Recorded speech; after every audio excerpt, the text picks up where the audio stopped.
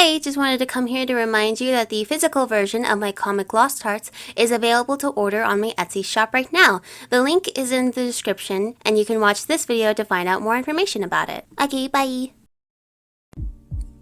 Hello everybody, it's Proud Girl E.V.A here, and this video is going to be a little different for my normal ones. And it's because it's not a digital art speed paint, but a traditional speed paint. For those of you who don't know, I do in fact do traditional artworks along with my digital artworks. The only other traditional artwork video I have on my channel is the Inktober video, which not very many people watch, but that's okay. But yeah, I wanted to start playing some of my, or showing you some of my traditional artworks through speed paints like this. And I thought it'd be cool to have like a series where I do the different mediums that I usually use. For this first one, I thought it'd be cool to start with one of my favorite mediums, which is watercolor. With that, let's get into the sketch, which I actually did digitally. For the sketching portion of this, I wanted to do this digitally, so because sketching traditionally is always a bit of a struggle for me. Not because, well, it's mostly just because of all the erasing I have to do, and sometimes if I don't like how it looks the first go around, I end up erasing the whole thing, and then that ends up kind of ruining the paper along the way. So I wanted to record this one digitally and transfer it over onto my watercolor paper. So this is an artwork of my character Blank. I did a humanoid version of Blank for this one just to make things a little easier, and it depicts Blank older in the back and then Blank younger in the front, and it's sort of a sadder scene. If you've read Mysteries of Dysteria, I have kind of alluded to Blank's traumatic past before. I haven't gone over it completely yet, but you will get to that. And yeah, it was fun being able to sketch this digitally. I also wanted to kind of sketch in where I wanted the shading to be, so that way I could bring up this picture here on my phone or wherever and look back on it when I get into coloring. And yeah, the sketching didn't take too long. After I was done digitally sketching it, I transferred it over onto some, with a thing of transfer paper. It's just graphite transfer paper. I taped the printed picture, well, I didn't tape it, but, or did I? Yeah, I taped it. I taped the printed paper onto the thing of graphite transfer paper, which was all on top of the watercolor paper, and it transferred really well. I liked how it transferred. But yeah, after I was done with that, it was finally time for the actual painting. So as you can see here, I kind of taped it using painter's tape to this little thing of cardboard, so that way it wouldn't bubble up as much. And this actually ended up working quite well, so I'll probably do this with future artworks, or watercolor artworks at least, as well, because even though watercolor paper is meant for watercolor, it still really bubbles up a lot if you put a lot of paper down. And I will warn you, the camera angle and the quality of the camera, like the color, is going to be changing quite a bit. I recorded this a bit ago, and it's a struggle for me to record traditional speed paints.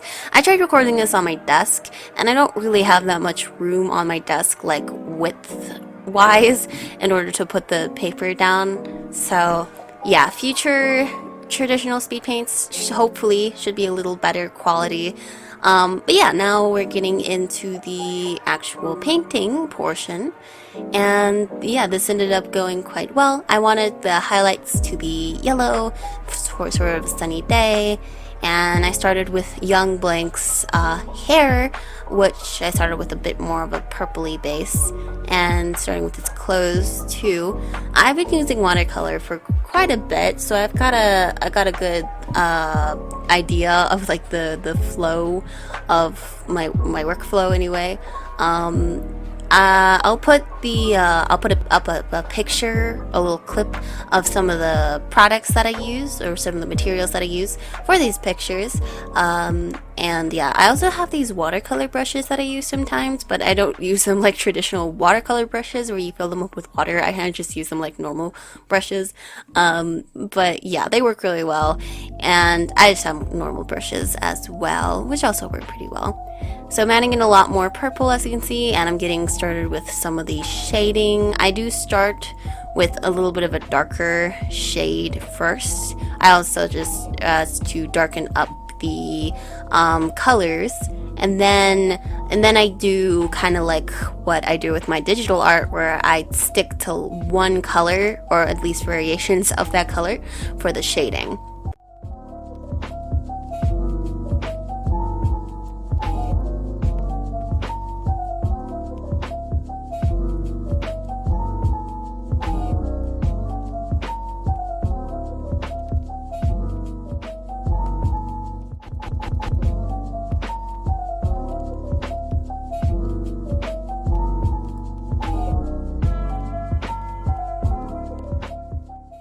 As you can see, I'm kind of struggling to darken up his clothes a little bit, the shading for his clothes.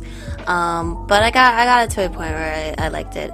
And I'll blend out the colors a bit just by adding a little bit of water, so my head right there for a little bit.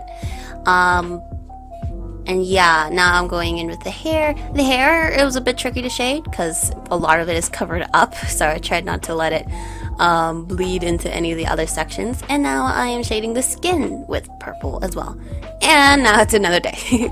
So at this point, I switched over to recording with my phone rather than my camera, just because my camera, the battery only lasts for an hour at a time for some reason, and it's a lot to set up.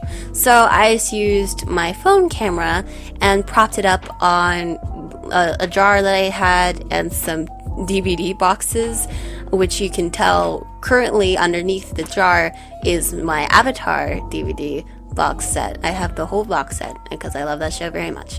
The camera angle isn't the best here, and I realized this later on because I'm right-handed, you can't see what I'm painting at this angle. But yeah, I just did a couple of touch-ups on young Blank, and then I started moving on to older Blank. First working on the shading. I wasn't sure how I wanted the shading to go on him, but I figured that I would do just a little bit of highlights onto his hair, and then the rest would be mostly just shading. I was also struggling to get his skin tone right. Human Blank I imagine to have a darker skin tone, so I tried doing that here, and it was a little tricky. But yeah, working on the skin tone for some reason took forever. But I finally was able to get it to where I was happy with it at some point. And then I started working on his hair. I started with a more blacker purple. And his clothes, I also made it like a similar purple to Young Blank's clothes, but a little more muted. And his wings, quote unquote, his like skeletal wings, I made like this black color. And I wanted to, I don't know if you've seen the one video of mine where I turned album covers into my own artworks. But in one of those, I created this picture where the wings are kind of like the feathers are falling out from the wings, and they kind of look a little skeletal. That's what I was going for with this one. I like doing that effect. That's fun. I also added a little bit of dirt onto his clothes just to make them seem kind of battered. And yeah, I think I'm still struggling with skin tone a little bit. And then I worked trying to work on the eye. I think I paused for the next day. And yeah, now I'm going through his hair, again doing the same technique of starting with a darker color for the shading and then going in with a color, one harmonious color for the whole thing, just to make everything look more harmonized. It works for traditional art too, just like digital art, and I'm happy about that. Usually with my watercolor paintings, I do start with a sketch and then color before I do the line art. And you'll see for this one, it's much later on, but you'll see for this one I actually used pen for this. I try not to do that anymore because when I do pen on my watercolor, it messes up my pen for some reason. I think it's the texture. I also added a little black tear. I didn't need much other than just an opaque color, or more, yeah, less opaque color of black. And yeah, just a little more shading and rendering. I don't have much to say for this section, so I might just let it play out here for a bit.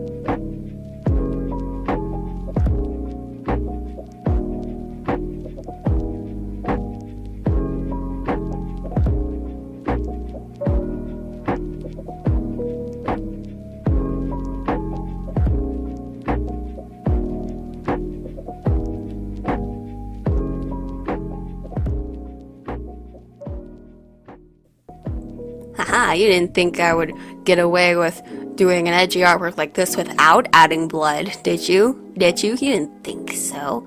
You didn't think so. But yeah, I added a bit of blood on his wings, on his clothes, and over the eye that is covered. This is a symbolic reason too. He always has his eye covered, and I'm not spoiling why yet. But soon, not soon, later, much later in the comic, you'll see why. Yeah, and I'm going back in with the harmonious color that I talked about before.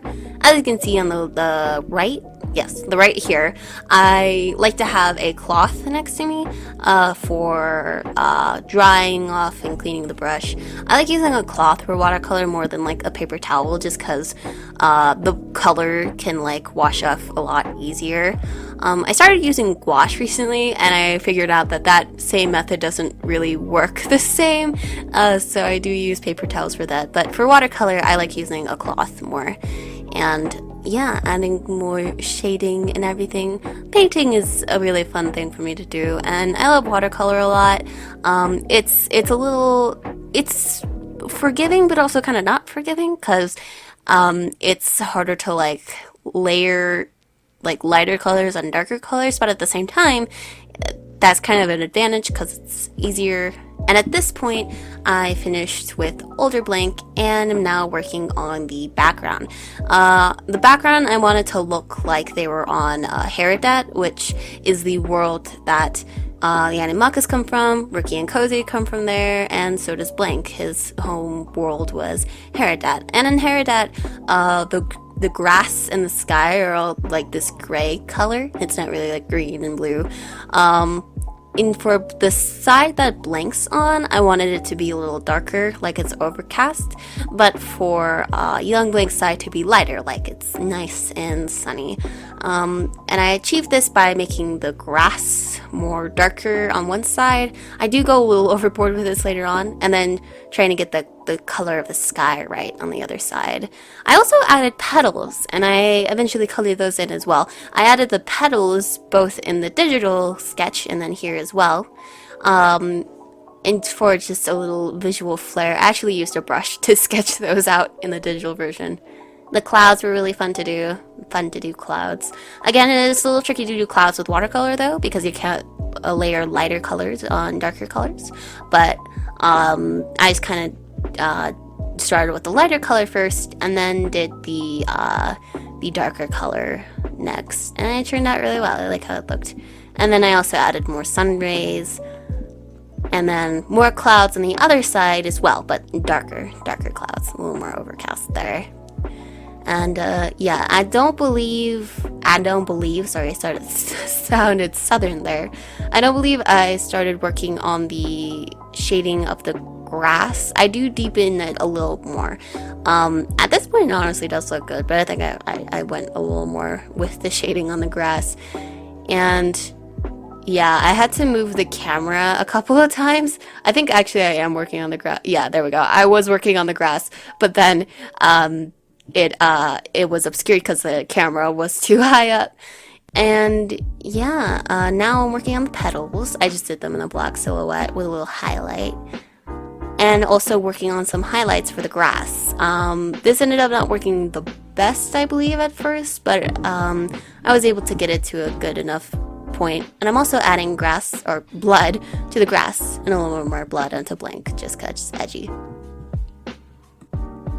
And now it's finally time for the line art. Like I said, I do kind of regret doing this with pen, but at the same time I also don't because it looks a little better. My head's going to be in quite a bit of this because I needed to zoom in, if you will, to get it to look right. I used black for older blank. It's a thinner brush than I normally use, but I used the thin black line art pen for blank, and then for young blank I actually used a colored pen that I have. Now I was a bit scared at first because it kind of looked like it was feathering a bit, but it ended up looking quite nice. It's also a bit thicker, but I think it looks cool. I decided to do a colored for him just because it made it look like, you know, more light and less grim, which was kind of the vibe for that side of the painting. And yeah, I was procrastinating on drawing his face because I didn't know if it would work. And it did work for the most part. I did kind of thicken up his mouth a little bit more than I wanted to, but that's alright. And that was it. I removed the paint or the tape, and that was it. Yeah, this piece was super fun to work on. I really like how it turned out. It's a bigger watercolor piece than I normally do, but I love doing pieces like this. And after looking at it, because I recorded this a while ago, after looking back on it, I still really like it. I think it's one of my better watercolor pieces. And yeah, I hope you guys have enjoyed this little kind of different way of doing an art speed paint, with traditional art speed paint.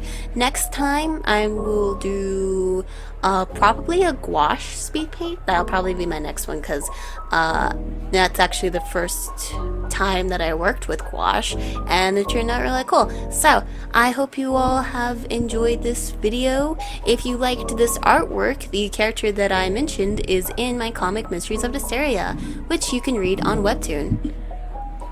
He's a wolf animaka, so he's not a humanoid like in this one, but he's there, as well as the other characters. They're all very fun. And yeah, I also have other comics on Webtoon. You can go and order my physical copy of Lost Hearts on my Etsy shop, and my artwork on Instagram. You can see that. You can also order other stuff on my Etsy as well, not just my comic. And that'll be it for me. I will see you all in the next video. Bye!